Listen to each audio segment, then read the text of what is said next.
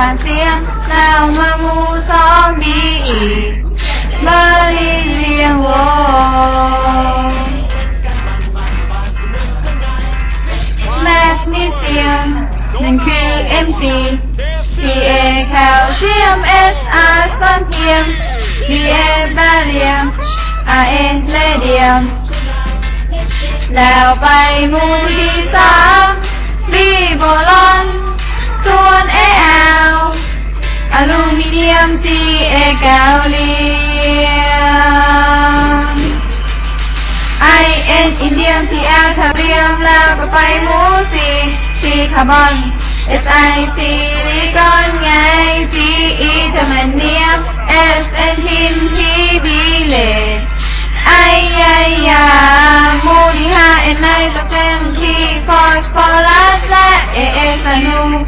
SBN ติมอนีBI บิสมาร์แล้วก็หมู่6 OOยาตาO ออสเซน S ซัลเฟอร์ SE ซิลิเนียมแล้วก็ TE เทลลูเลียม CO โพโลเนียมแล้วก็มา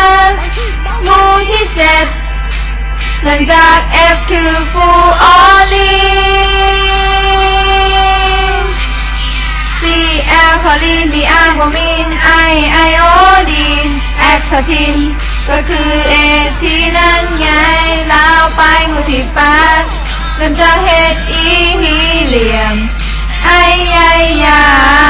NE นีออน AR อาร์กอน K อาร์คิปพอลและกอ XE คือ C นั่นไงและถ้าตัวสุดท้ายก็คือ RN เลดอน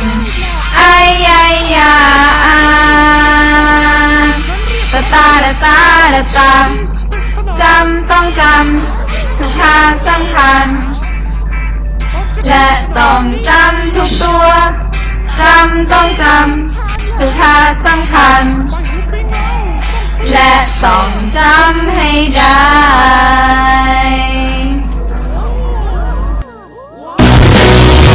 When life locked me out, I turned to you, and you were